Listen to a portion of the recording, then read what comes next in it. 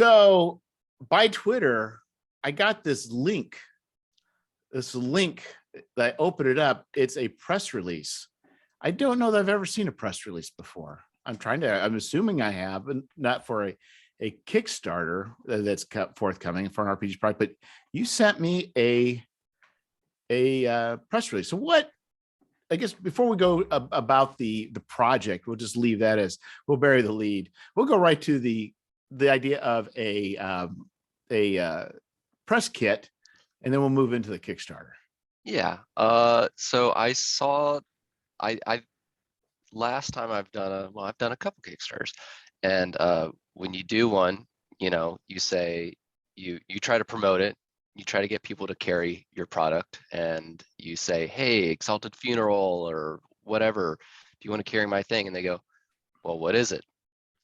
And you can just link to your Kickstarter or something like that, or you can write up a description, and kind of a similar thing with when you're trying to, let's say, be on a podcast or a stream. You go, hey, I'm trying to promote this thing and I enjoy your show. I think it'd be fun to talk about it. Well, what is it? You get that question.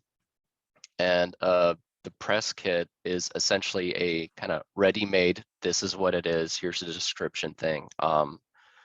I honestly didn't know what one was or what one really looked like probably 6 months ago, but One Plus or One XP Plus, whatever, I'll find the right name in a second, but I saw a lot of them around Zine Month, especially for One Plus One EXP, that stream / YouTube channel.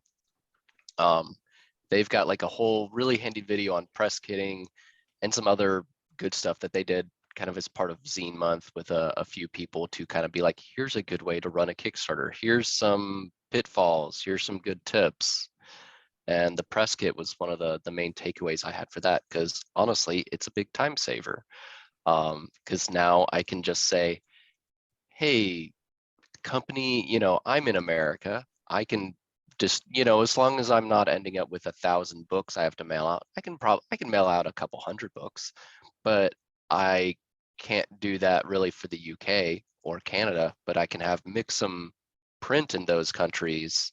And if I can convince someone to take the shipment, they can distribute it, and we work out some arrangement to make that good for them. And a press kit allows me to just go, hey, Brooks Press, hey, Monkey Paw Games, do you want to carry this thing? Here's some info on it. I'm not like sending you the PDF, but this is a really good description of stuff, and it's got, kind of a basic features. It's got some art. It's got, the list of who the team is. It's got some like me talking about it a little bit. If, that would be more helpful if someone was actually writing an article about it, which I don't think is going to actually happen, but it's a good thing to have in there. Here's like promo art links, here's the right social media links, here's the Kickstarter follow page, etc. So that I've written all that one time and I don't have to write it again whenever I'm like approaching anyone about it. It's already done. Yeah, because really, I think, you could just hand somebody a PDF. But that requires, let's say I'm a business person, not a fan, just a business person. You can hand me a PDF, but you're making me work to figure out what it is. Yeah, if my thing isn't. But the press kit, you've done the work. You hand it to me. It's like, okay, now I understand what this is about. Now I understand the vision. Now I understand, the history, whatever. A lot of the questions get answered, which I think is smart. And you can get that ready before the PDF is done. Like right now, my PDF for the project, I guess I'll name drop it at this, Mysteries of the Multiverse, little MCZ zine. It's like 75% done. And the 25% that isn't is some work from a contributing writer who's doing an adventure that'll take up about 25% probably of the like page count. So I've got it very done, but again, it's going to be like a 48-page zine. And you're exactly right. It would be a lot of work for someone to like read through that, but I can have like a 3-4 page thing that's a lot more digestible. Yeah, because they're wanting to see a sample, and I think what you've listed here, and I think what you're doing is you're actually, doing something that's what professionals normally do, and we don't think about these things because it's hard. It takes a lot of energy, and it's not, especially when you're a one-man show. It makes it hard. So it kind of starts out, well, it does start out with the. I guess with just a little blurb, and you have some bullet points of features. You talk about the system a little bit, social media. You also just have some, I think, ideas, what you're thinking about, your comments, the team. And a lot of this stuff, I think, when I looked at it initially, I thought some of the stuff would actually work for your Kickstarter page too. A lot of it is reflected on the Kickstarter page. A lot of that, like the really probably about 50 to 75% of it is on there too. So it's work ahead of time, but between not having to rewrite whatever it is through, when you email other people and being able to use it on the Kickstarter page, doing a little press kit is something I'd advise other creators to do, because in the end, it will totally save you time. Well, and I think it also allows you to conceptually get it all together. I mean, it's like you've prepared, I don't want to say you've got your elevator pitch. It's more than just an elevator pitch, but in a sense, in your mind, you've kind of created the elevator pitch even for yourself to talk about things as well, right? So when you're going on a podcast or whatever, in your mind now, you've kind of logically broke this thing down, and you can, talk about however you want, because you kind of have the structure already, the message already kind of laid out. Yeah. Exactly. So yeah, I can, like, the features bullet point section, I can go and refer to that very easy. 48 pages, approximately. We'll see when the writer turns it in, but the amount of space I've got saved for him, I think will equal 48 pages. Don't think it'll be smaller though. Might be 52. We got an adventure. We've got a bunch of travel hooks. We've got, this and that. And it's so it's broken down really easy.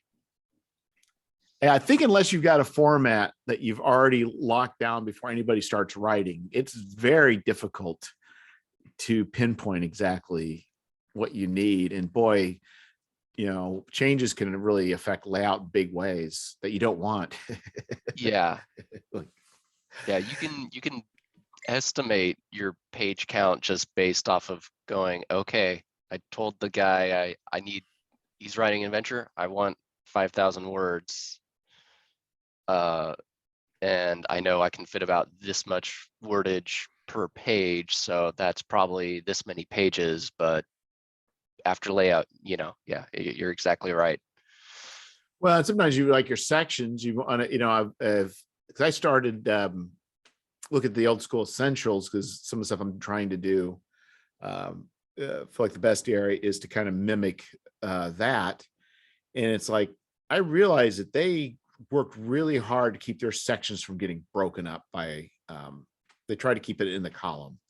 They try not to split it over columns or over pages. They do sometimes, but looking back, it's like, it does look cleaner, but in the end, that requires choices as doing the layout and as an editor, so you may kind of get stuff and you're like, well,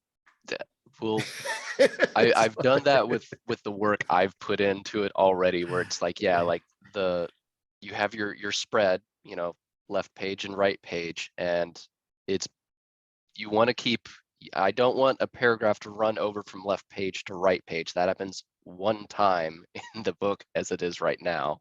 And it's just like, I can't cut that right without losing some substance. But I everything is kept to left page goes with right page, and thoughts are complete, so that it's like the readability and the concepts are all easy to get to. Yeah, and it's nice to have a little bit of wiggle room. It sounds strange when I said it. It's good to have some wiggle. I can't even say it without sounding odd, but you want to have some room to be able to wiggle around it, I guess. Yeah.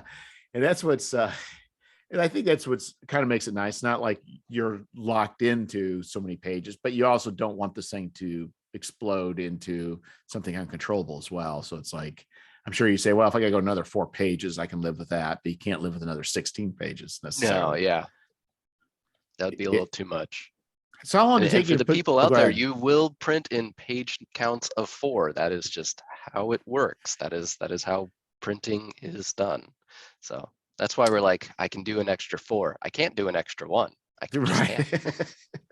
And the big no-no, and I've been told by people who know, is you don't leave pages empty. That is like a sin. It's not a, it's, I guess what they call a venial. It's not a mortal sin, but it's a venial sin.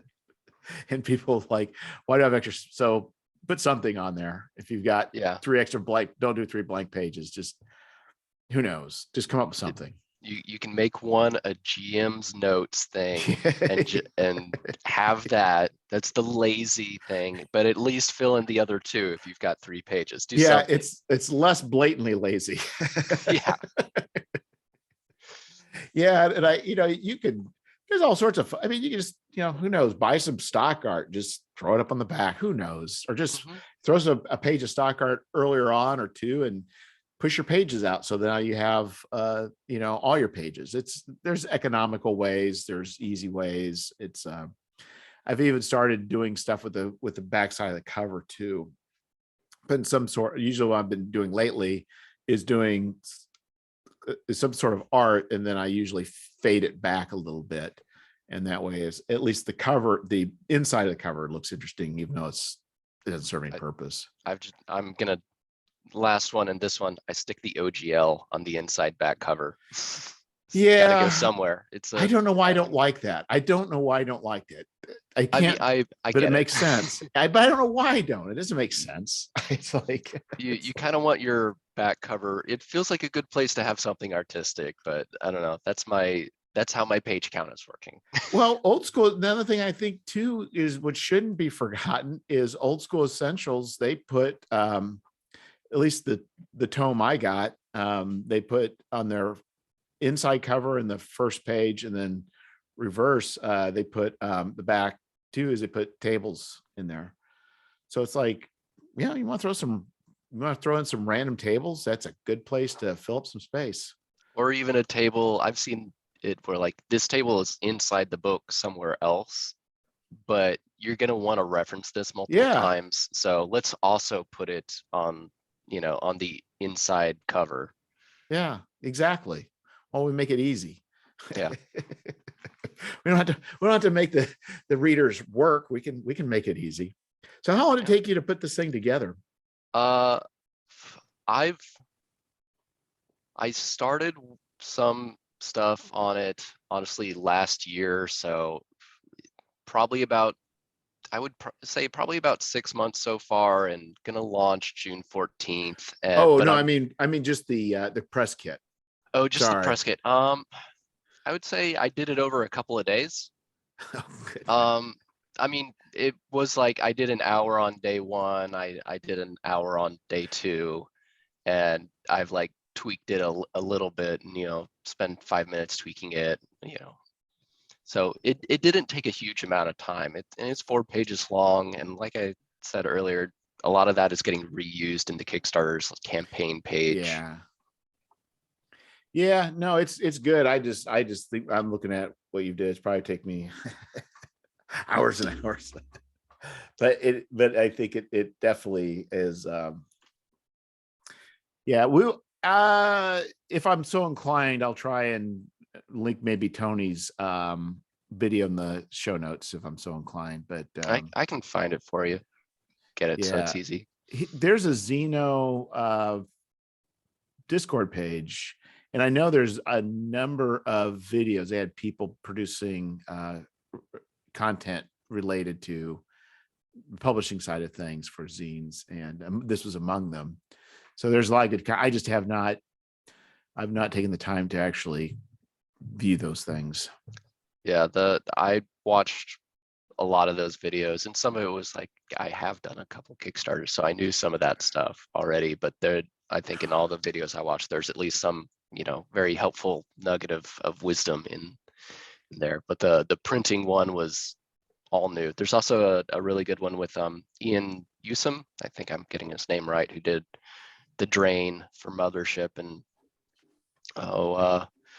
well, a couple other things, but he did a whole one on like preparing for your Kickstarter, and it's also a very helpful one to any people who are thinking about doing that.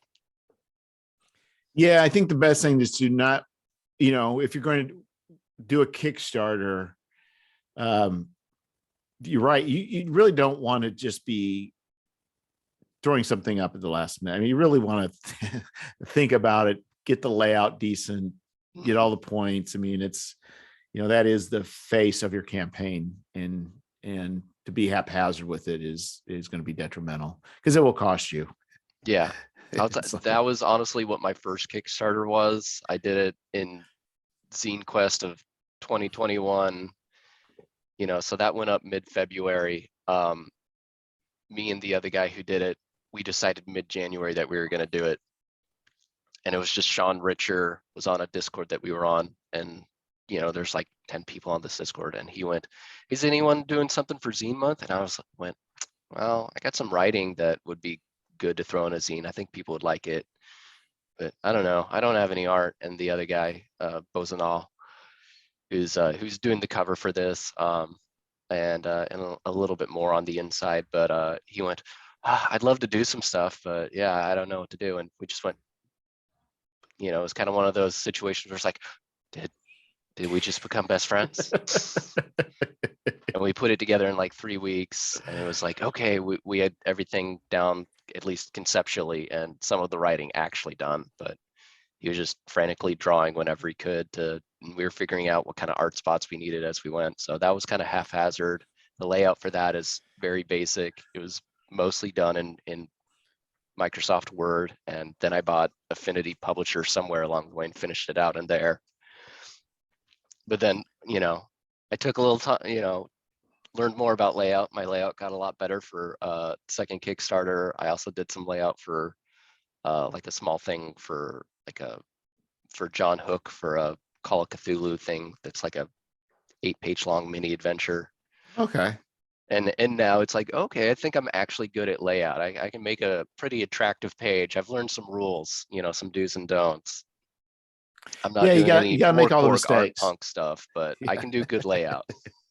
Yeah, it just takes time, and there's plenty of resources. And I think the other thing is a lot of my purchases for RPGs has not just been for RPG content, but has also been for layout inspiration too.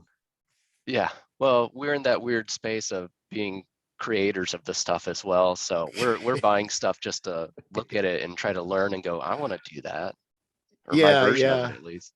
I'll flip through like the War of Ashes is a Fate product. They did some neat stuff with the layout on that, and I keep flipping through that, trying to think how I'm going to, pull some ideas from how they did that into something in the future. I don't know if I've got the chops for it, but at least at this point. But so yeah, and the ordering the art, that's hard.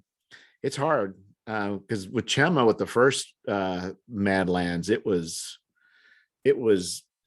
wildly chaotic. Just give me stuff. The second one for Fane, I kind of gave him a large list of things, but just said I can't do all of them. So I think, and then when we get to for the next Madlands, we're going to be it's going to be much more specific. It is going to be, I need this spot, this is the size I need, and this is what I want in it, and not just burden the artist. I gradually got better at that too. This one, I got everything into like pre-editing. I got into a mock layout, going, I know this is all going to change, but this helps me think about what I need. And yeah, and I think what's hard is, I don't know, I find like, so I have my daughter, I'm going to kind of jump around. My daughter's doing the layout for Fane, and she got an associate's degree. She's also like highly talented, but this is not her jam. But when she's doing the layout, she is doing it from beginning to end and completing it as she goes. Like, it's a steady progression. There may be a little bit of playing around, or I find with what I do, and even with the creative process, it's like it's not linear.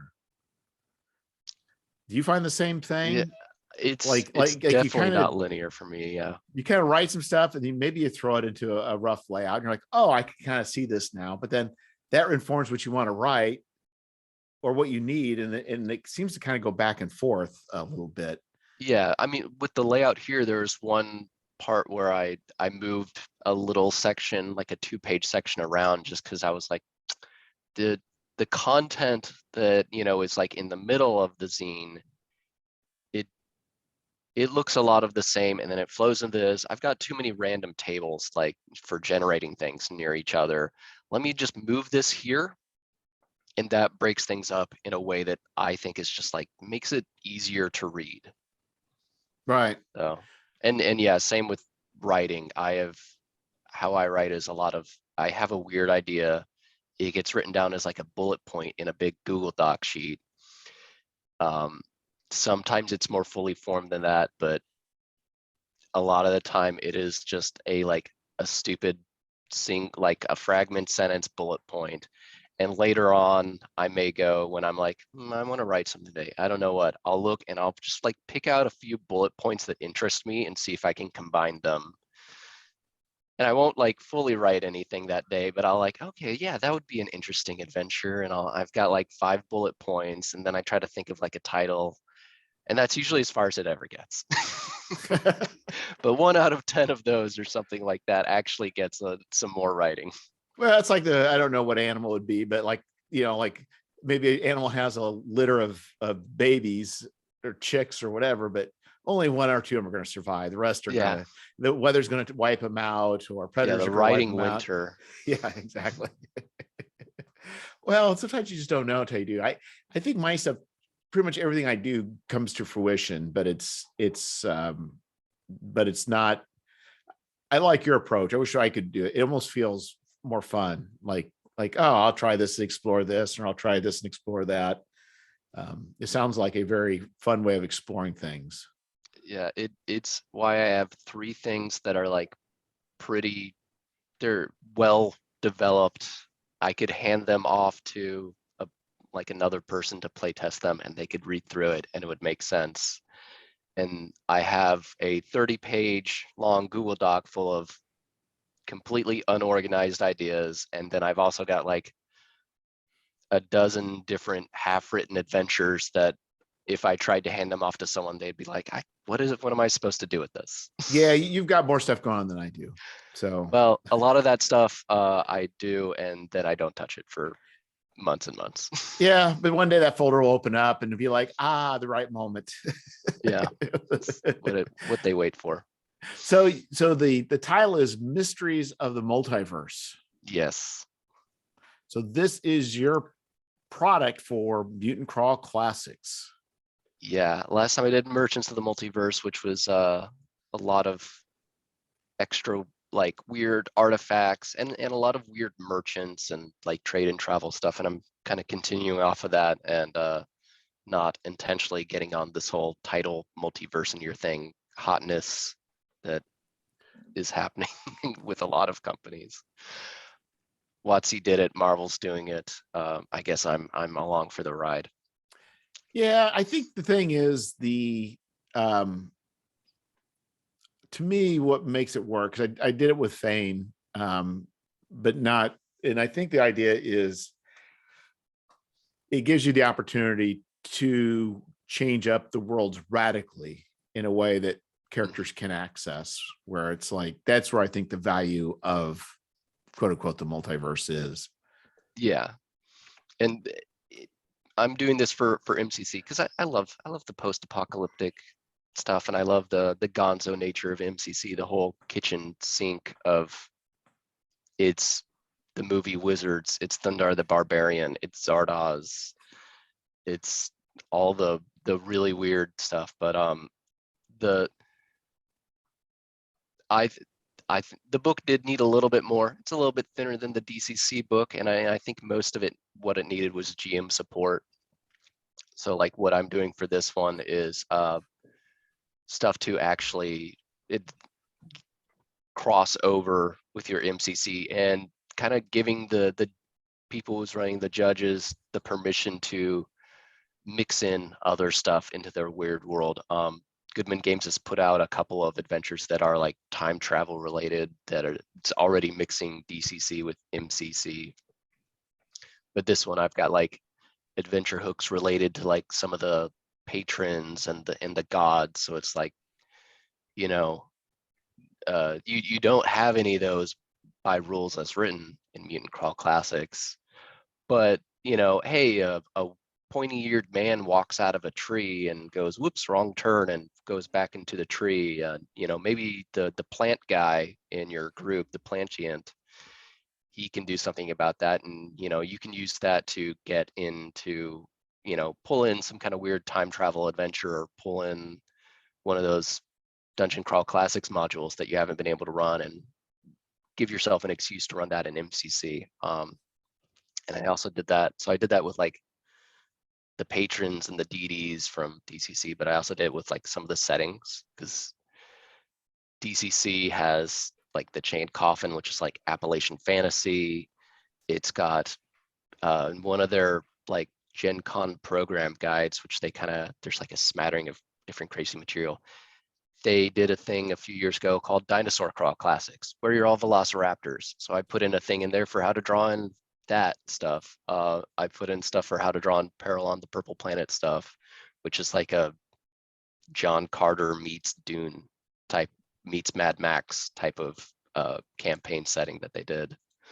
And then I also got in touch with a lot of like third-party creators who do DCC stuff. So I've got, and I just asked them like, hey, I'm doing this.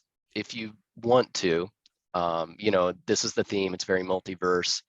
I would love to have like put in some space for your setting that you create, you sell, you make money off of that. I'm not going to pay you for this. I'm paying you in exposure bucks, I guess. Sorry about that.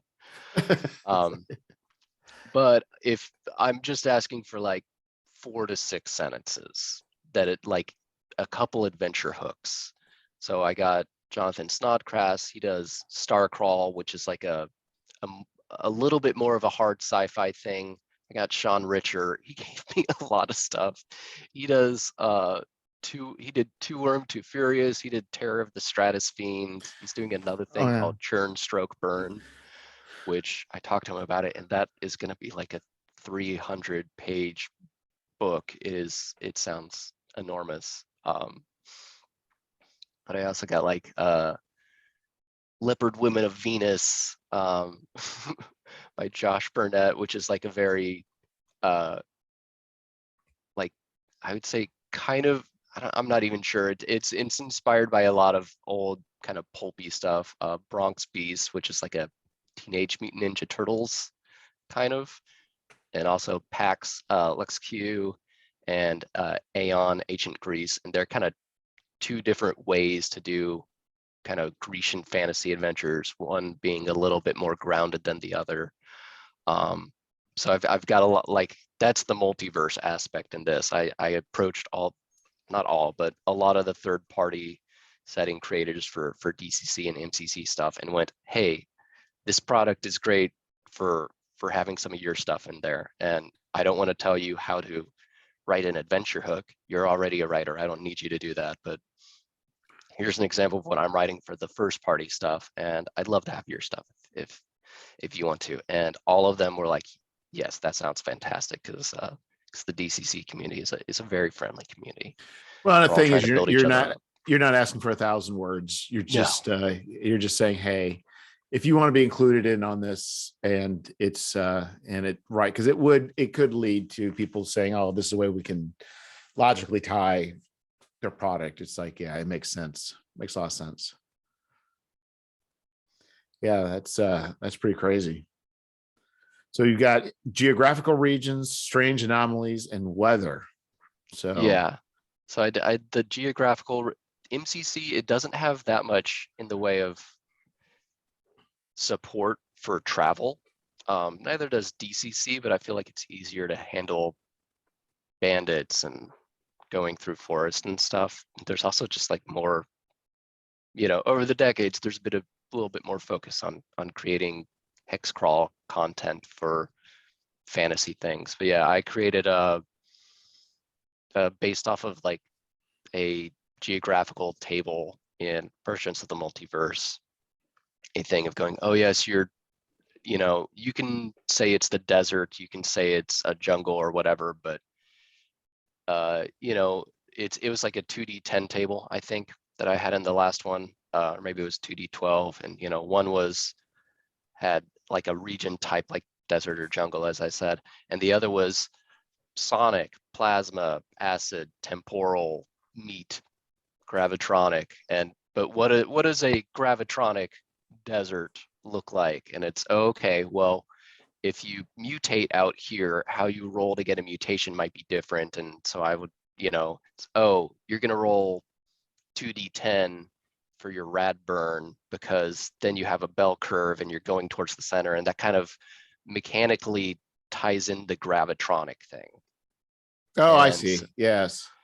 And your weird anomaly is that there's like pockets of gravitational energy where if you accidentally, like if you don't recognize them, and I tried to put in a way where like a little description so that the judge can foreshadow this and not just be like, surprise, gotcha, because no one likes that except a few judges. But yeah, a way is like, okay, this might springboard you off because the gravity like pulls you in and you've got a chance to get out, but if you don't, it's gonna like shoot you up into the air in some direction, and depending on how strong it is, because they're variable, you're probably gonna take falling damage.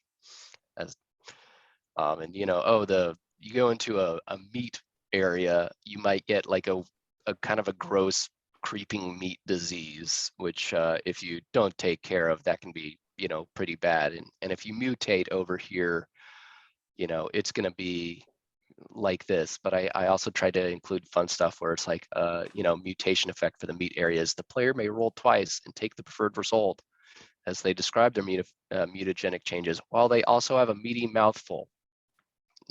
Vegetarians, vegans, and those with valid objections to meat may use a substitute food product. So some of the stuff that I included for the mutation effect is things like have the player actually do something, and if they want to do it, they don't have to. They get a more advantageous roll. That sounds like fun. Yeah. Allows you not really completely nailing things down, but still giving guidance to the GM as far as how to handle those things. That sometimes seems like it's difficult on the fly, especially I think a lot of people use stuff on the, I don't know how much people use on the fly, but I know a lot of stuff I want to use is on the fly, and I want it to be as completely usable and something I can deal without having to spend a lot of time thinking about. Same. Yeah, I don't want to have to refer to a rule book unless I have to. If it can be quick, sure, but I'm gonna do a ruling over look up a rule if it kills the pacing and the excitement. Yeah, so now you've got you got the merchants, now you got the mysteries. So how many multiverses are you going to do you plan on doing? Is it going to go on forever? Is this going to be an infinite regression? I've got some ideas for a third one that I will probably do. It always depends how appreciated this Kickstarter is, but I've got some ideas for a third one, a class that I'd like to do. People always want more classes for their weird setting, and more weird artifacts, some more little adventures and stuff with weird plants. And a lot of that stuff right now is just in that bullet point form. I'm looking at my notes now, and one of them is 1d12 weird plants, and then a couple bullet points down I have cyborg Sasquatch. That's all I wrote.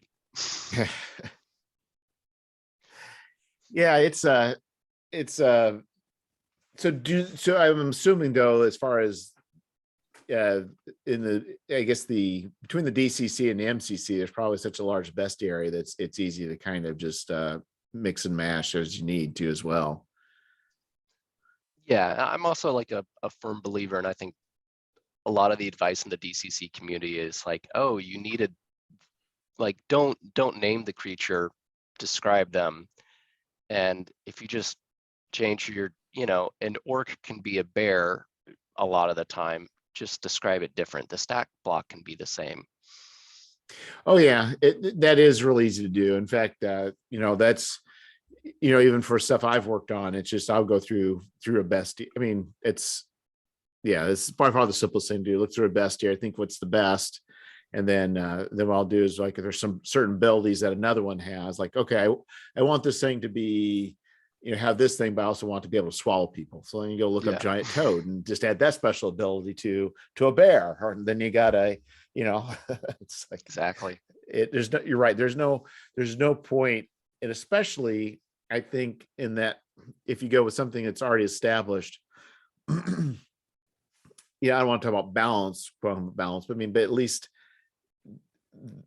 like, for instance, like going to OSC, it's like Old School Essentials. It's like there are certain kind of power, I won't say power levels, but we'll say monsters challenge ratings, whatever. But I don't say it's balanced, but there's a certain thought that goes into putting that thing together, and it keeps one from just, going off the rails, so to speak.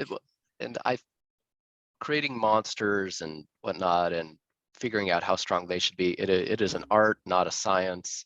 If you've tried to use challenge ratings in D&D for long enough, you'll realize that they're a bunch of bull crap. Yeah. It's an art, not a science.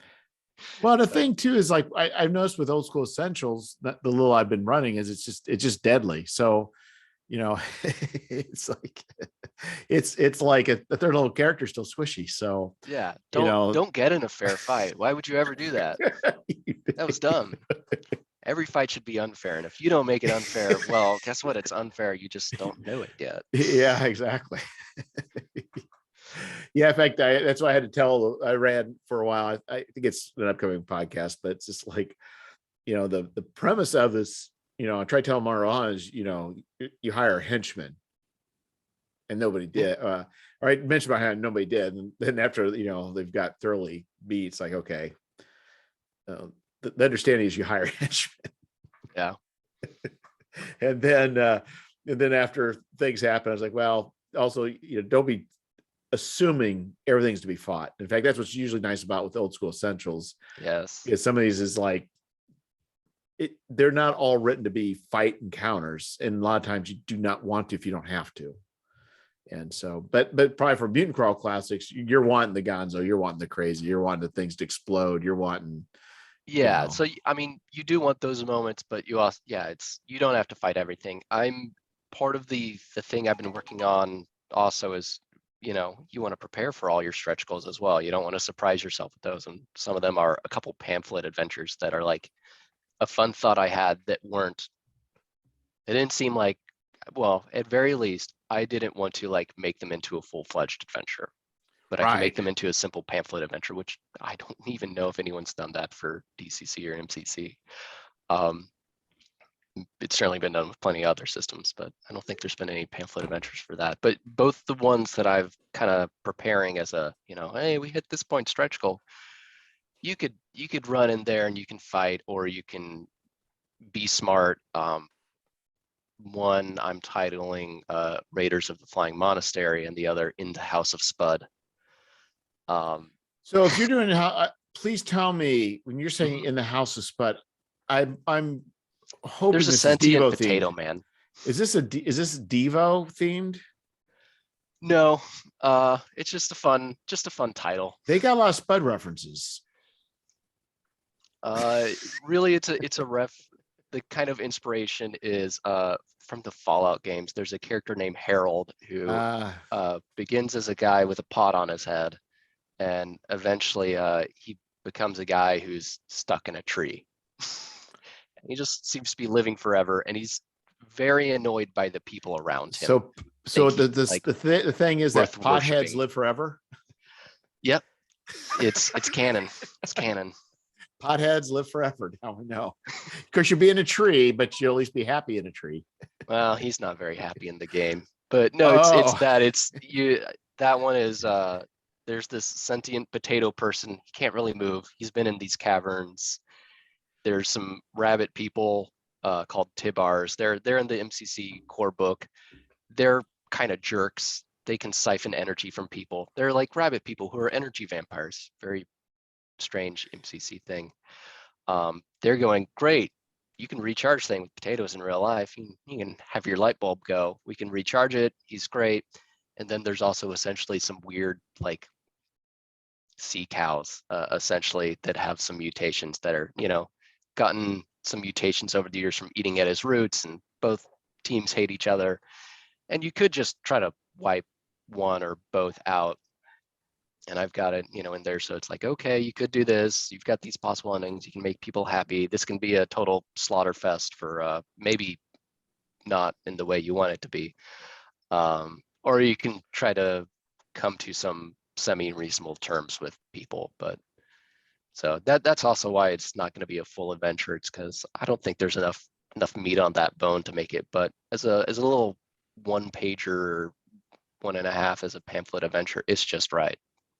Yeah, it sounds like fun. I think right in tuning for whatever, I mean, that's the key, is tuning whatever you're doing for the system, because the system kind of has a I don't say a genre, but a certain tone, a certain feel.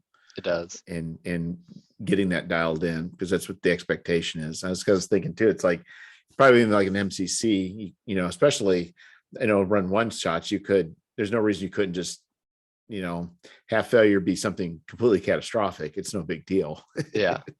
No, the little pamphlet adventures I'm playing, it's like, okay, you've got your main MCC adventures. If you're doing a big campaign, you're probably going to try to go through like all the first party published ones. And this can be a good little, you're traveling from A to B, and here's the like mini 1 session or half a session thing in the middle. That's what I'm aiming for those. But for a second, I do want to talk about you are probably unfamiliar with it, but in the DCC annual, one of the really fun and very goofy things they had was magic mustaches. And it's just literally, I've seen it run in games where you find a mustache on the ground or whatever, you killed the bad guy, his mustache pops off. You put it on and you get magic mustache powers.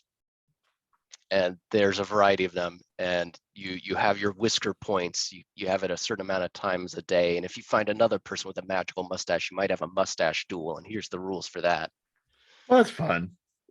So I wrote in a few. So they did that for DCC, but they haven't done that yet for MCC. So I wrote in 4 mutagenic mustaches, and well, most of them are not actually mustaches. One is a living chin. Another is like a holographic pompadour, which can make you look like Elvis. So and they've got their own magical powers, but I've wanted magic mustaches in the MCC that are flavored for. There's no reason you couldn't just use the ones from DCC. It'd be just fine. Right. I did that, and I thought people would really enjoy those. But now you've got the power. You've got the press. No one can stop me now. Yeah, they say the freedom of the press only applies to those that have a press. But luckily, we live in an age where everybody can have a press. Yeah, you can call up Mixon, tell him no more. You can't let this madman do it. We'll get some legislation going on about mustaches. Yes. We can't have this nonsense. We need to ground our MCC. This is going too far off the rails. Next thing you know, it'll be toupees, and that's just going too far. Oh, the section is actually titled "Mutagenic Mustaches and Tech Toupees." So, there you go. Well, the thing is as I'm balding, I can never, the aesthetics of the toupee never appealed to me, but the warmth of a toupee sure would. I'm thinking, what if you could, I think about it, it's like, well, if I could put my wallet in there, or, maybe have USB hookup, there might be uses that I'm overlooking that we could tech up a toupee and actually bring it back. I got to prototype that out. I'm going to go on Shark Tank and make $1 million. Yeah, I don't know. There's probably all sorts of things. I mean, especially with, technology and fibers, who knows, maybe you can change the color depending on your mood. Who knows? or maybe, I don't know. But there's opportunity there, I guess. You just don't We're want it to gonna be the watch same. Shark. We're gonna watch No. Shark Tank in like 2 years, and there's gonna be Yeah. some guy who's like, "Well, I was listening to this podcast, and they joked." Yes. Be like the optograph from the jerk. Yeah.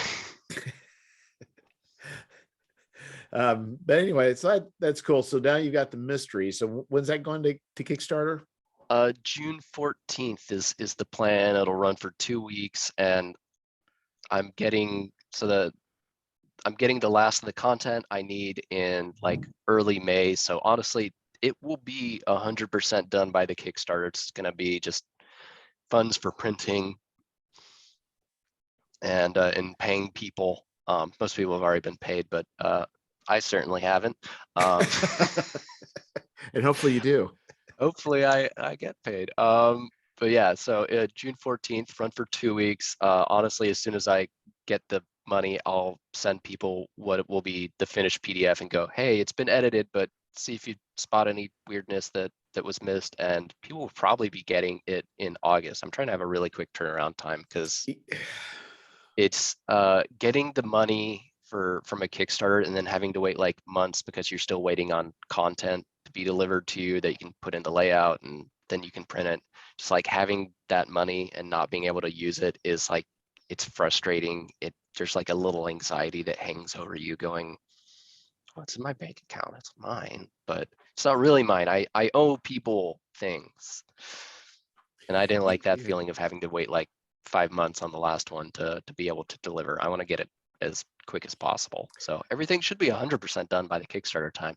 And if you back in the first 24 hours, you will get a special sticker, or Oh my 48 goodness. hours actually.